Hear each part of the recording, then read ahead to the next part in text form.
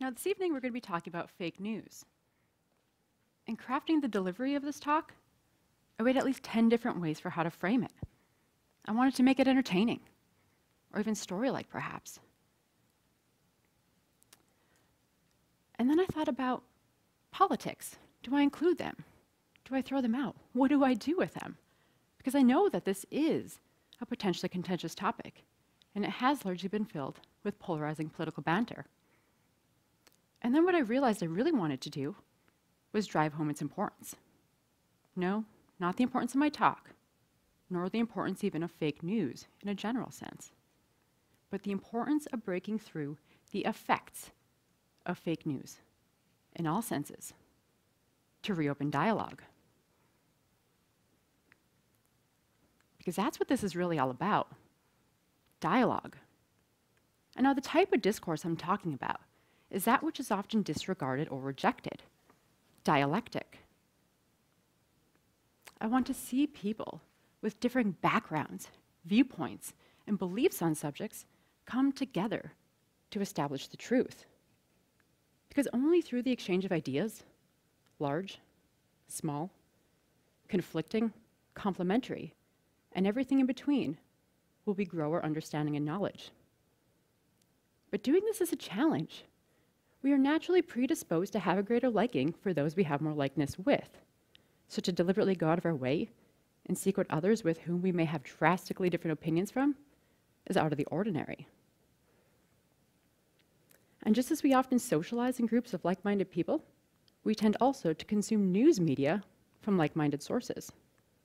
And this is where I'd like to spend a bit of time exploring a few concepts. Starting with, what is fake news? Now, we've heard allegations of the entirety of mainstream media news networks as being fake news providers. CNN, ABC, CBS, NBC, The Washington Post, and the New York Times have each been vilified by select politicians over the past 18 months for being fake news and relatedly a threat to our country. Now, these are exceptionally strong words, so it begs to question the veracity of these accusations. To start to answer this, let's look at my working definition of fake news. Fake news is deliberately false information or misinformation that is guised as being truthful and deceives the consumer into believing the story. And as you may have noticed, I said that this is my working definition of fake news. As the term has become popularized in association with politics and image, attempts at defining it are also constantly shifting. Some now are looking at sensationalistic terms or image-based terms to define it. But really where we stand right now is with no universally accepted definition of fake news. Though perhaps what's more important than defining it narrowly is understanding it broadly. And even beyond that, being aware of it holistically. Now with that said, let's get back to our investigation into these news networks. So are these mainstream media news networks that are being accused of being fake news really promoting fake news stories? No. By and large, of course they're not. But what they are all inherently doing within their reporting is incorporating their biases, their opinions, and their agendas to one extent or another. And while American journalists are ethically bound to seek the truth and to provide a fair account within their reporting, this does not mean they do not make mistakes or that they always succeed in eliminating their biases. Biases exist in all of us. In each of us here today, we hold something called an implicit bias. This sits within the subconscious of who we are. It's tailored to each of us uniquely and will last and morph a lifetime within us. But outside of this, something known as explicit bias may also exist. And this is when we, on a conscious level, hold a prejudice or preference for a group, person, or thing over another.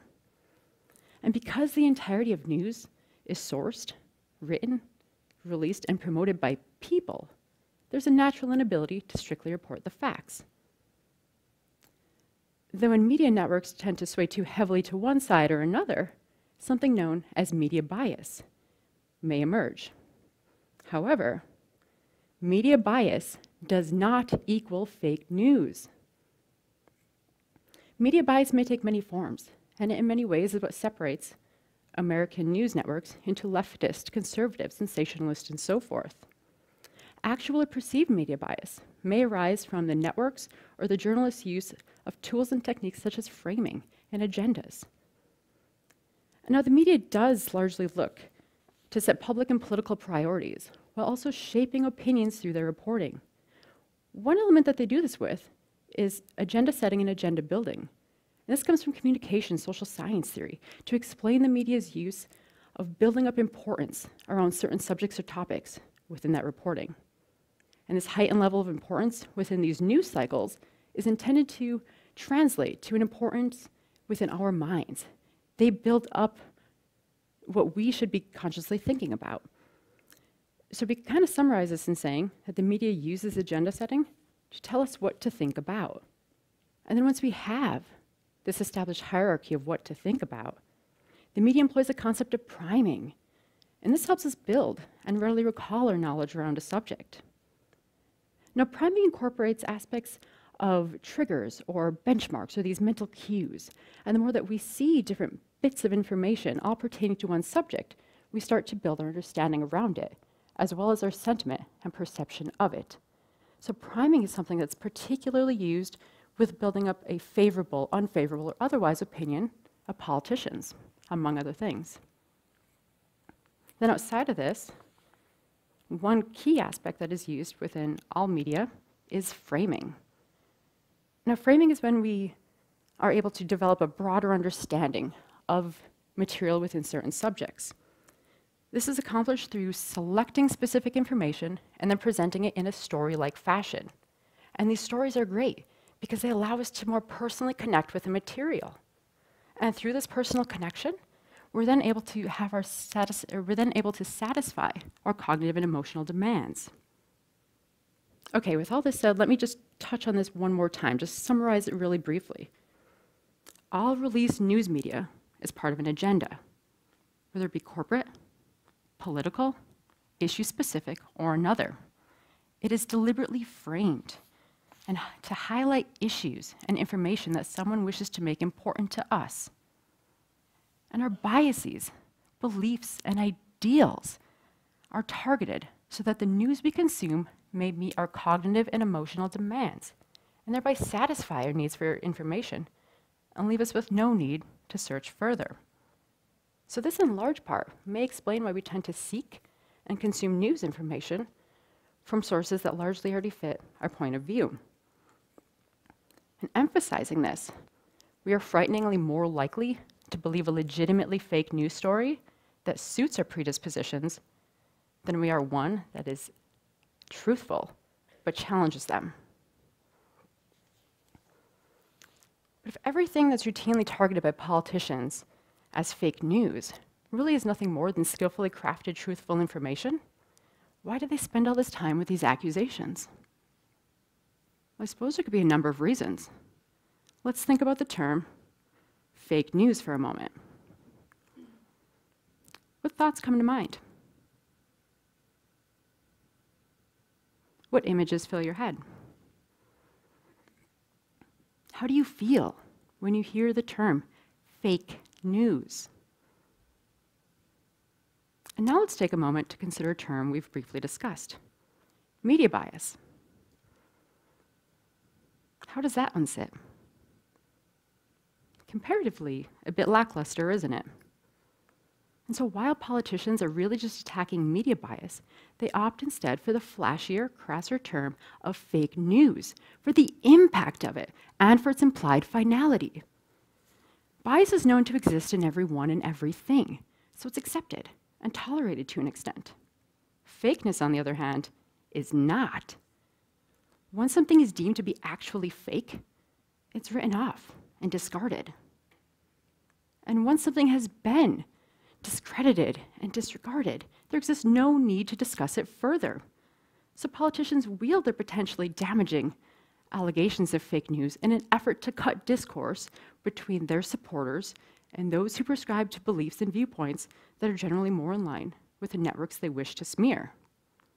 In essence, they use these allegations to discredit anyone who holds opposing viewpoints to theirs, or may make arguments that are unfavorable to their agendas. And to put it even more plainly, and with a touch of hyperbole, they're seeking to silence the opposition. But for the idea of an opposition to exist and to be targeted, there first has to be an accepted belief in there being teams or lines of allegiance, in-groups and out-groups. And as we've all seen from the run-up to the last presidential election through today, politicians are particularly quick in defending their camps, their ardent supporters, at about any cost. Conversely, they're also forceful in their demonizing, shaming, and discrediting of those who do not support them. The concept of, if you're not with me, you're against me, has seemingly pervaded all aspects of our society. Now, news media is being targeted by politicians in this effort while simultaneously being exploited by them, to the point of questionably dividing our society. Now, polarization in America is at a high, and it continues to be stoked by politicians at the highest of levels. Concerningly, this threatens notions of understanding and compromise, which in turn threatens ideals of cohesion and collective progress. And when we are not together, we are weaker.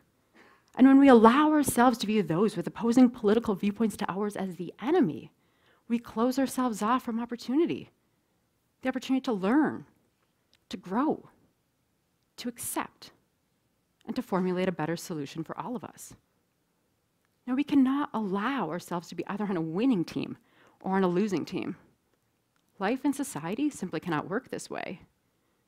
We are a nation of many people, from all backgrounds and all walks of life. So this requires us to account for all viewpoints, not only those we're comfortable with, but also those we are extremely uncomfortable with. And we can do this. But to do so, we have to start with a desire to connect. To connect to the issues and to connect to the people on all sides of those issues. This means we need to see through the tools and techniques that are employed by the media and the politicians that continue to drive us apart. We need to recognize that flashy headlines that we often look at and think that we're building up some level of knowledge with, that they're really just that. They're flashy headlines, they're catchy words. They're lacking in content and context. So we need to read beyond them. And we need to see through the provocative language that's used within media, as well as some of the big name experts and all those neatly packaged stories, to really get to the core of the issues. Because at the core of every news story are the facts.